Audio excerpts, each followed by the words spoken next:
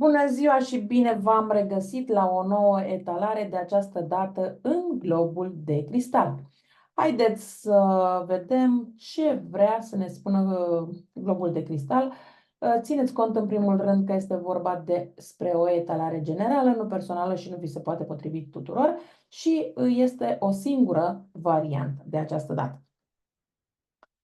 Păi, în primul rând, încep să vă spun că în perioada imediat următoare vă văd că alergați înspre ceva, că vă grăbiți înspre ceva, că vreți să realizați anumite lucruri foarte repede, doar că puțină atenție, pentru că este posibil din prea multă agitație, din prea multă alergare, să vă și împiedicați, să intervină anumite obstacole și mai apoi să regretați că v-ați grăbit în a face poate anumite achiziții, poate vă grăbiți să vă schimbați locul de muncă și după vă dați seama că n-ați făcut alegerea corectă. Da? Deci, indiferent ce intenționați să faceți în următoarea perioadă, încercați să nu vă grăbiți. Pentru că dacă nu vă grăbiți, veți duce totul la bun sfârșit cu mult succes.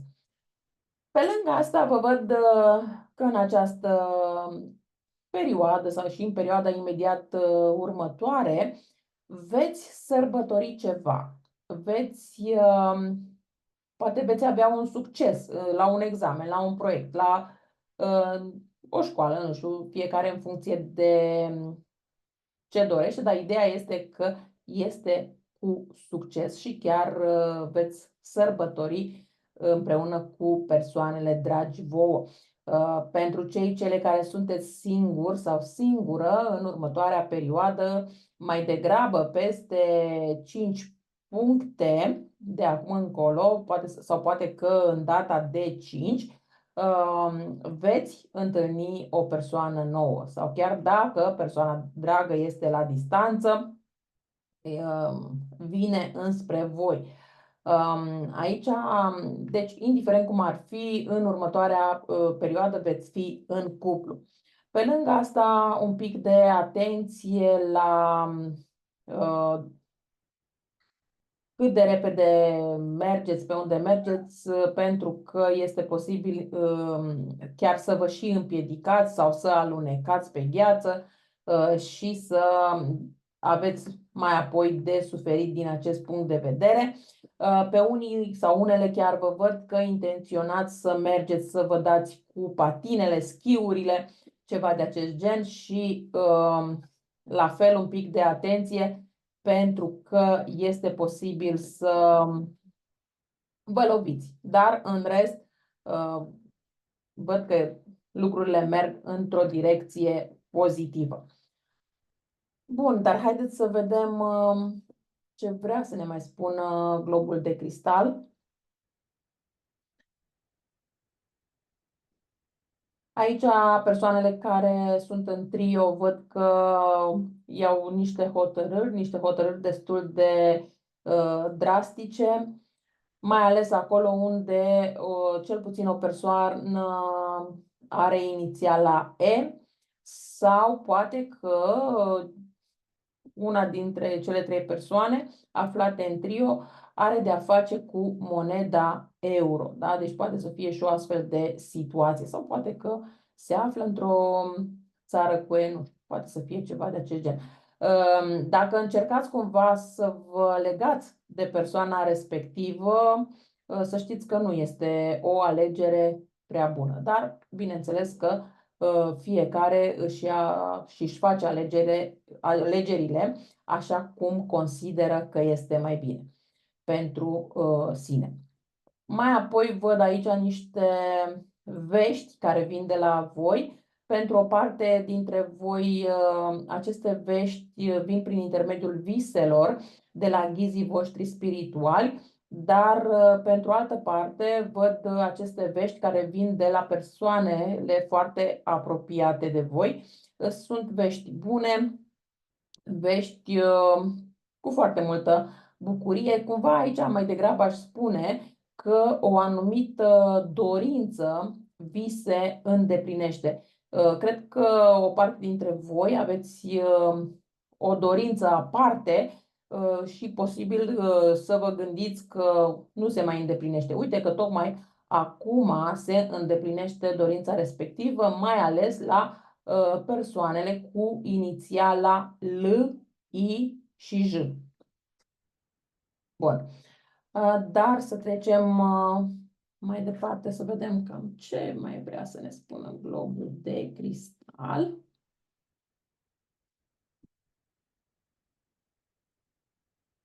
Da, dorința despre care vorbeam, într-adevăr, este o dorință la care vă gândiți de foarte mult timp. Pentru o parte dintre voi poate să fie vorba de luni de zile sau ani de zile. Poate în unele situații chiar de 7 ani, 7 luni, 7 ani, ceva de genul. Au fost destul de multe obstacole, dar uite că totuși se îndeplinește în perioada imediat următoare.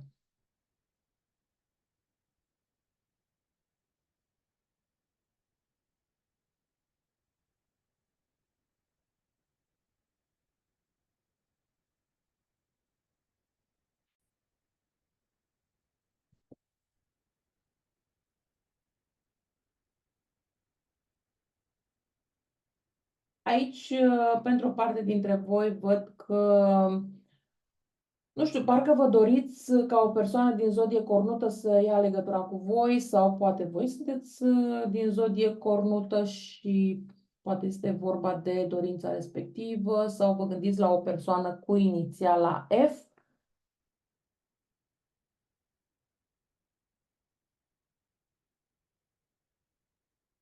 Da, din nou, aici se repetă cifra 7 și inițiala L.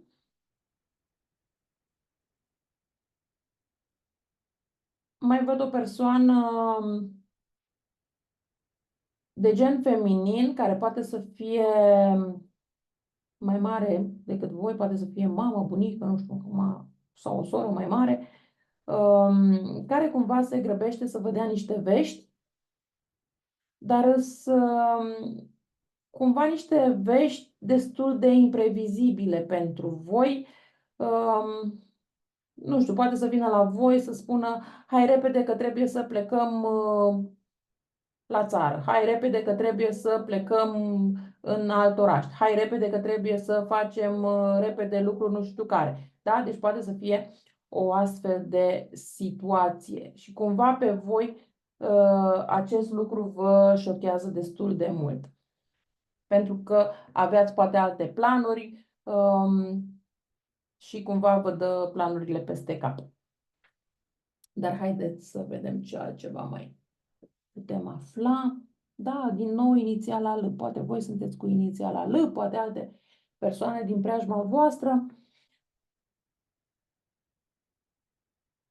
Însă, da, văd că aveți și niște idei destul de bune, însă cumva le tot amânați de ceva timp, parcă vă este greu să le puneți în practică. E ca și cum vă treziți dimineața și spuneți, da, astăzi vreau să fac lucrul respectiv, dar până să începeți, găsiți voi tot felul de scuze, tot felul de obstacole încât să nu porniți, să nu puneți ideea respectivă și în aplicare. Pe lângă asta văd că așteptați musafiri. Dacă nu-i așteptați, stați liniștiți că vin singuri. Dar sunt cumva niște musafiri nu tocmai la care vă gândiți că vin la voi, dar uite că vin la ușa voastră. Poate să fie inclusiv și o persoană din trecutul vostru care să vină să vă bată la ușă, dar pur și simplu să stați cu persoana respectivă la ușă de vorbă și să nu poftiți persoana în casă, pentru că nu mai vreți să aveți de-a face cu persoana respectivă. Sau pur și simplu se mai poate întâmpla în unele situații să vă bată un vecin la ușă că, nu știu, s-a spart o țeavă sau ceva de genul, dar nu intră și în casă. Da? Deci este doar o întâlnire în pragul ușii. Hai să vedem și alte detalii.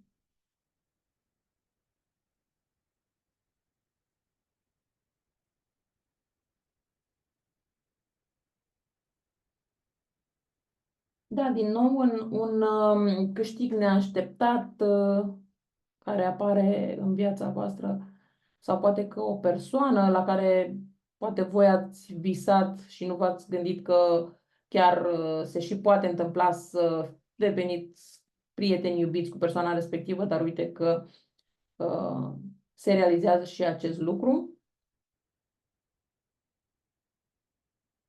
Văd că aveți o întâlnire cu foarte multe persoane, poate să fie vorba de o ședință la locul de muncă, poate să fie vorba de o întâlnire cu prietenii. O parte dintre voi văd că hotărăsc chiar împreună cu prietenii să meargă la munte.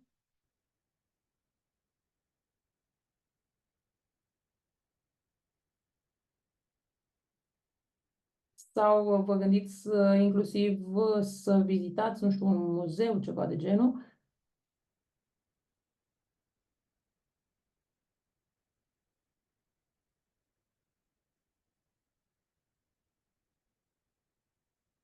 Aveți o persoană cu inițiala M sau V sau chiar un A care vă urmărește de la distanță. Această persoană văd că este la distanță de voi, dar vă urmărește. Posibil ca persoana respectivă să fie o persoană blondă, dar cu ochi căprui sau, da, ochii oricum sunt mai închiși la culoare, poate să fie și căprui și negri.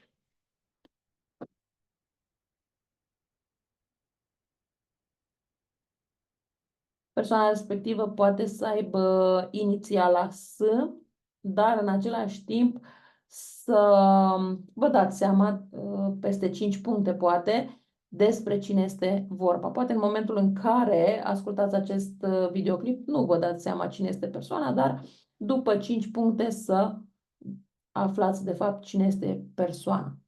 5 puncte, deja cred că știți, 5 ore, 5 zile, 5 săptămâni. Dar nu aș merge mai mult de 5 săptămâni, cu toate că, din câte văd aici, pentru foarte mulți dintre voi vorbim de 5 zile maxim.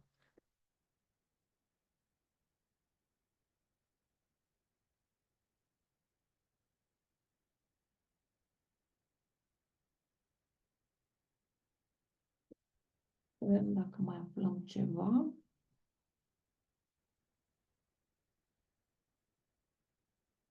Mai aveți o persoană cu inițiala G sau D care se gândește la voi, dar cred că voi deja v-ați luat gândul de la persoana respectivă.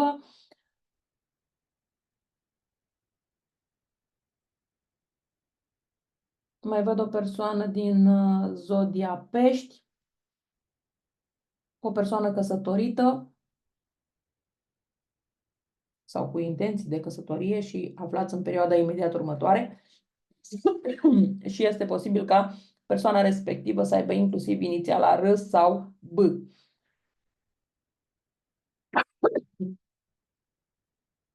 Da, cam astea sunt informațiile pentru voi. Eu vă mulțumesc că m-ați ascultat și vă doresc o zi cât mai frumoasă în continuare. La revedere!